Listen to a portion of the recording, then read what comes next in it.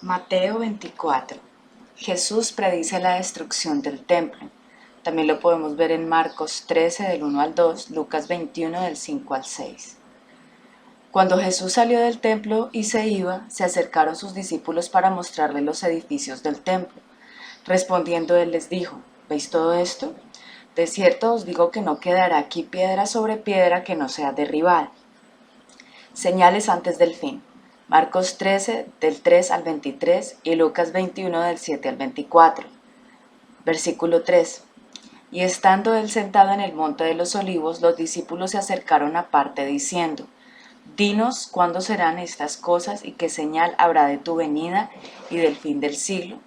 Respondiendo Jesús les dijo: Mirad que nadie os engañe, porque vendrán muchos en mi nombre diciendo: Yo soy el Cristo, y a muchos engañarán. Y oiréis de guerras y rumores de guerras. Mirad que no os turbéis, porque es necesario que todo esto acontezca, pero aún no es el fin. Porque se levantará nación contra nación y reino contra reino, y habrá pestes y hambres y terremotos en diferentes lugares.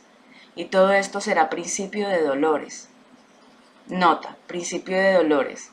El término alude a los dolores de parto que se esperaba precederían al fin, marcando la transición entre esta era y la era por venir. Los severos dolores de parto, seguidos por el nacimiento y la consumación, son también una señal del fin y el gozo en tiempos del alumbramiento. Versículo 9. Entonces os entregarán a tribulación y os matarán, y seréis aborrecidos de todas las gentes por causa de mi nombre. Muchos tropezarán entonces y se entregarán unos a otros, y unos a otros se aborrecerán. Y muchos falsos profetas se levantarán y engañarán a muchos. Y por haberse multiplicado la maldad, el amor de muchos se enfriará. Mas el que persevere hasta el fin, éste será salvo. Nota: riqueza literaria. Persevere. Mantenerse uno en pie en el conflicto. Sobreponerse a la adversidad, no desplomarse bajo la tensión. Estar uno firme. Perseverar bajo presión. Esperar calmada y valientemente. No es una pasiva resignación a la suerte, ni mera paciencia, sino la resistencia activa y enérgica a la derrota, lo que permite una calmada y valiente perseverancia. Versículo 14. Y será predicado este evangelio del reino en todo el mundo, para testimonio de todas las naciones, y entonces vendrá el fin. Nota: al advertir a los discípulos contra las falsas señales, Jesús traza un cuadro de las condiciones prevalecientes hasta el fin de la era y les señala cuál será su tarea permanente. Habrá engaños de índole religiosa, levantamientos sociales y políticos, calamidades naturales y deslealtades y persecución. Cosas que anunciarán el fin de los tiempos. Los seguidores del Señor deben perseverar en la extensión del Evangelio. Dinámica del reino, el Evangelio y el fin, evangelización mundial. En estas palabras Jesús vinculó el testimonio del Evangelio por todo el mundo con su segunda venida. El texto contiene, primero, una anticipación del futuro ministerio.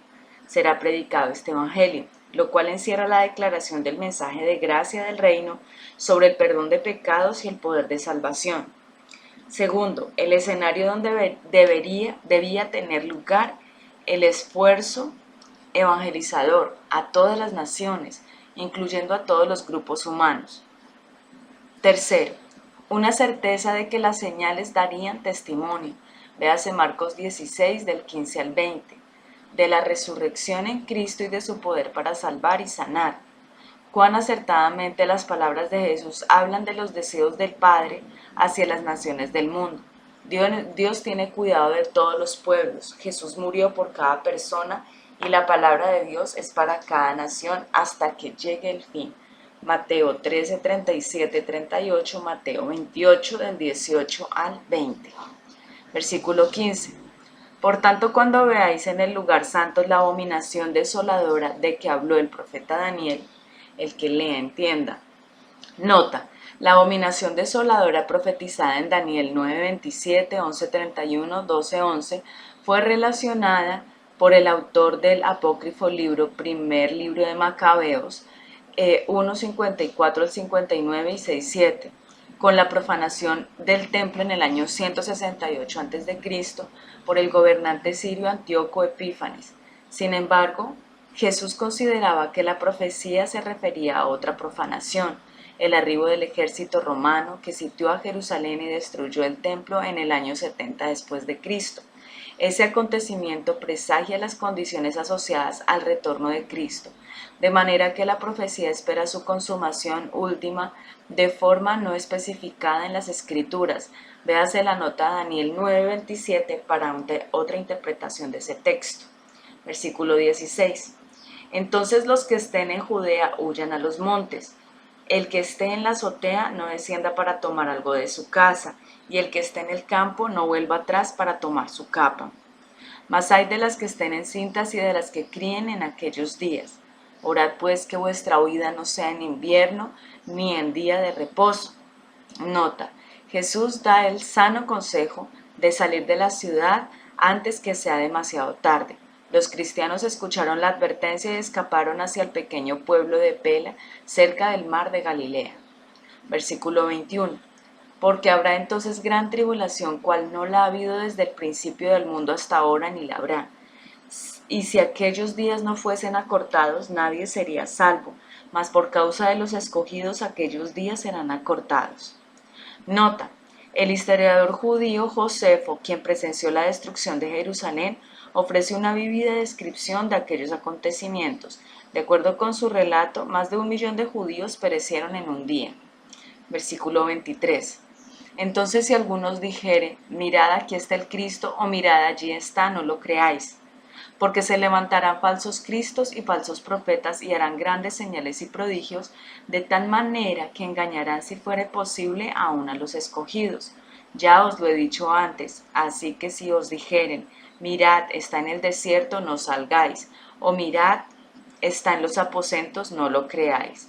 Porque como el relámpago que sale del oriente y se muestra hasta el occidente, así será también la venida del Hijo del Hombre.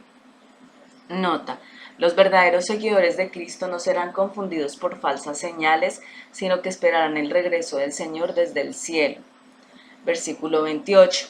Porque donde quiera que estuviera el cuerpo muerto, allí se juntarán las águilas.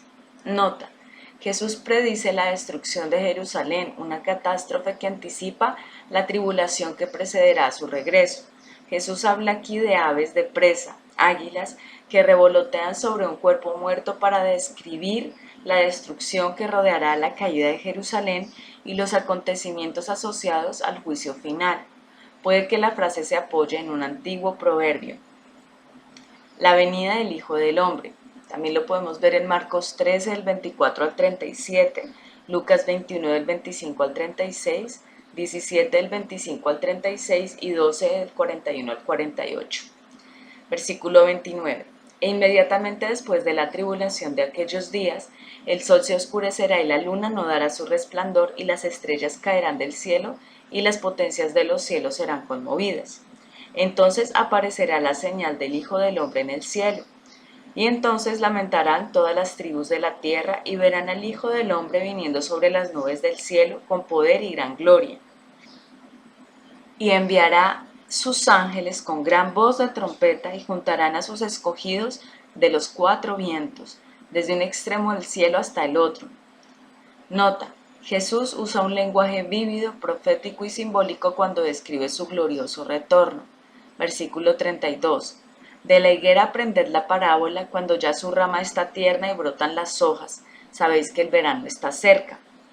Así también vosotros, cuando veáis todas estas cosas, conoced que está cerca a las puertas. De cierto os digo que no pasará esta generación hasta que todo esto acontezca.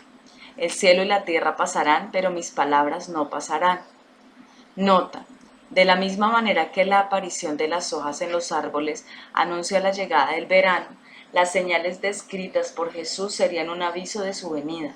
Ciertamente aquella generación presenciaría la destrucción de Jerusalén, versículo 34, que era el tipo de acontecimiento que sobrevendría al regreso de Cristo.